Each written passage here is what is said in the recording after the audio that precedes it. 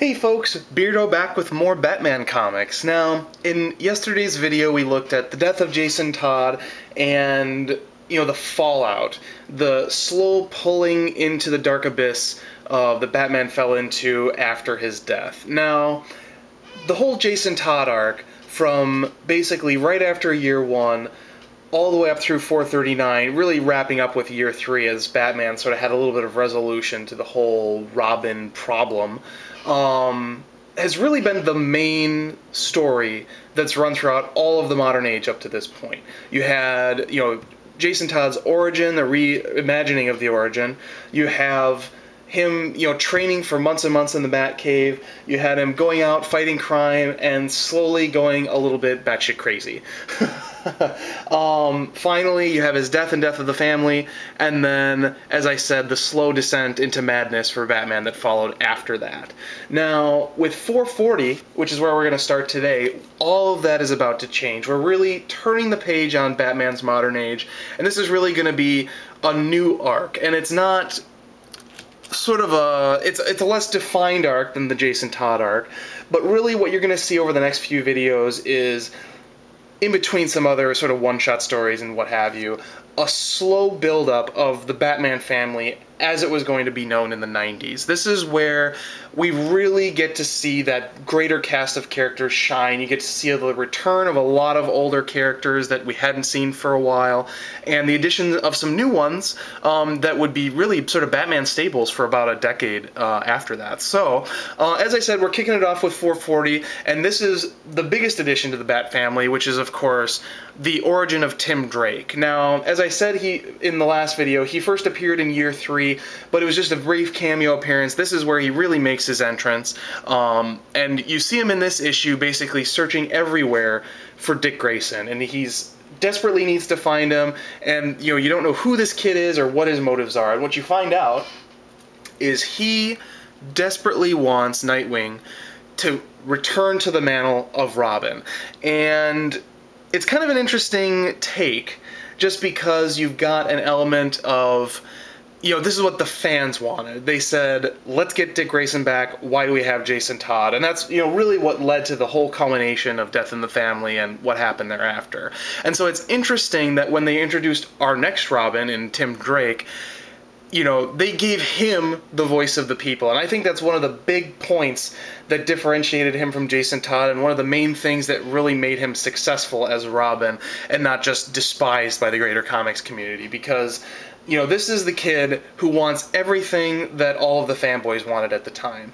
The other advantage that Tim Drake has is, of course, by this time, Nightwing had sort of started to come into his own a little bit more, and he was a bit more, a character in and of himself, not just Robin in a new costume. So anyway, of course, there's the big question. How does Tim Drake know that Dick Grayson is Robin in the first place? And basically he just deduces it. And so he goes off while Batman's fighting sort of against Two-Face, sort of the villain of the week of this series.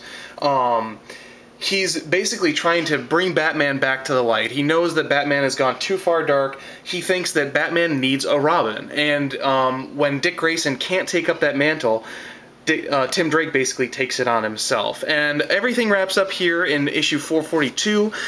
You see Tim Drake make his first appearance as Robin, although it is in the old Robin costume. Now, you really won't see much of Tim Drake for the next little while. This is where, Batman's still fighting on his own, Tim Drake's got his foot in the door, but they're still really developing a direction for Tim Drake yet. So, over the next several arcs we're going to look at here, you're not going to see much of Tim Drake. You're not going to see him in the new costume for actually the next couple of videos. It'll be before you see that happen. So anyway, we're going to pick things back up here with 443, and this is just kind of a villain of the week. The Crime Smith was the villain, and he fought crime or something. I honestly don't remember this story very well, sorry. Here 444 is where that story concluded. Next up we have 445. These next couple issues are Brian Boland covers, which is kind of fun.